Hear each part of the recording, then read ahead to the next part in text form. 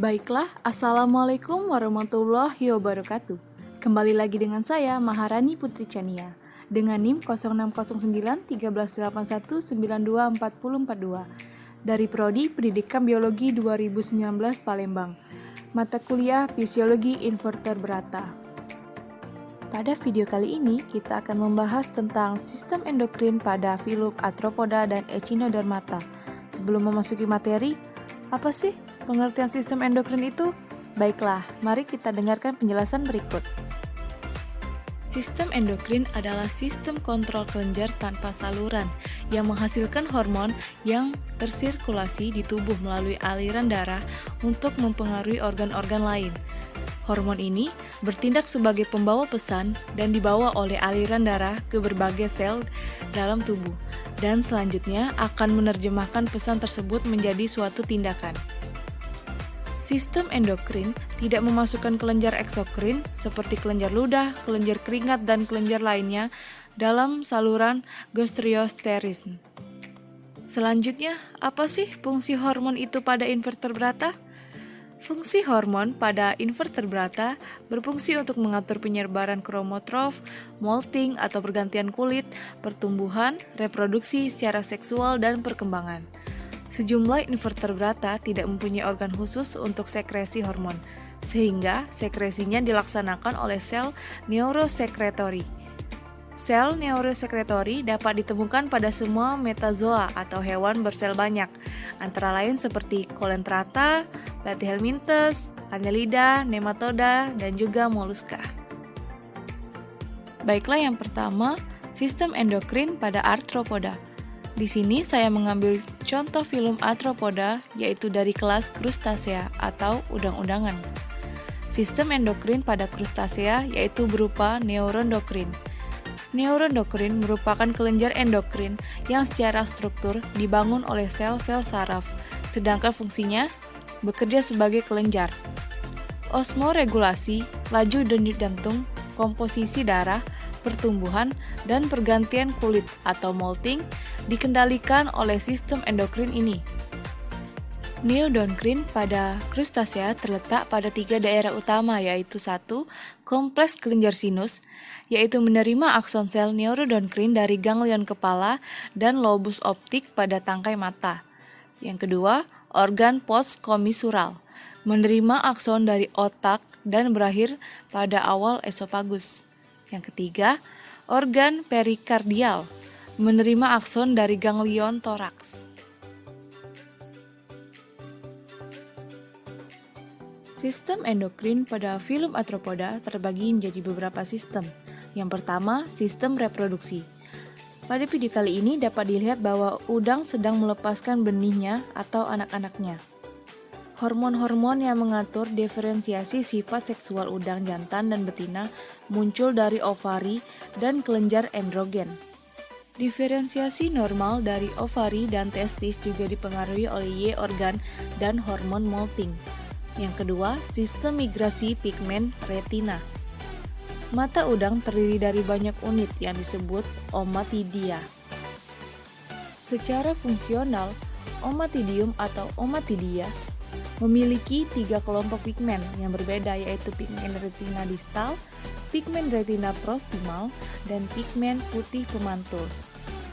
Ekstrak tangkai mata yang dibuat dari udang yang telah diadaptasi kepada cahaya mengakibatkan adaptasi cahaya pada pigmen distal dan pigmen pemantul apabila disuntikan ke dalam resipien yang telah diadaptasi dalam kegelapan. Yang ketiga, sistem metabolisme.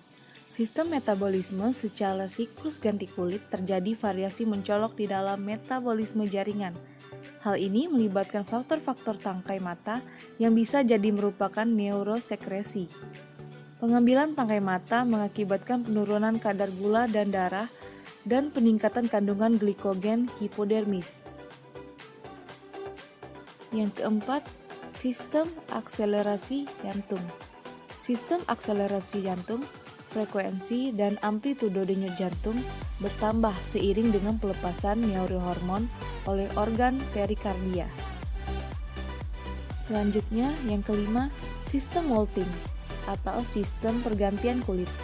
Pada udang, Ganti kulit dapat bersifat musiman atau terus-menerus, tergantung kondisi lingkungan dan beraneka ragam.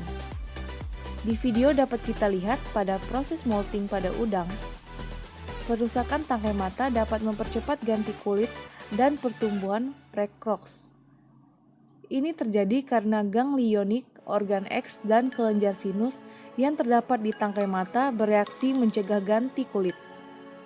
Hormon yang dihasilkan oleh kelenjar sinus dalam sistem ganti kulit adalah mold inhibiting hormone atau MIH. Dalam proses ganti kulit, organ Y memproduksi suatu hormon yang melakukan peranan positif. Dan yang keenam atau yang terakhir adalah sistem kromatotorofrofin. Sistem kromatotorofrofin dan perubahan warna merupakan zat pengatur sel pigmen udang di dalam darah. Peran kelenjar sinus dalam sistem kromatotorofrofin dan perubahan warna adalah menghasilkan red pigment dan pigment dispersing. Sistem ini sangat dipengaruhi oleh cahaya. Baiklah, selanjutnya adalah sistem endokrin pada filum Echinodermata. Echinodermata merupakan filum yang unik dari sekitar 6.000 spesies hidup.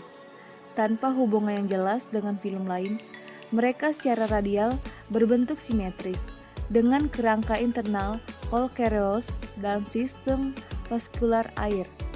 Kelas yang paling dikenal terdiri dari bintang laut, bintang rapuh, bulu babi, dan teripang. Echinodermata tidak memiliki sistem kelenjar endokrin yang berkembang baik, tetapi interaksi kimia kompleks termediasi dapat terjadi antar sel. Kontrol hormon, pemijahan, dan pematangan pada bintang laut telah menerima banyak perhatian dan terdapat bukti bahwa pemijahan pada bulu babi juga mungkin dikendalikan oleh hormon.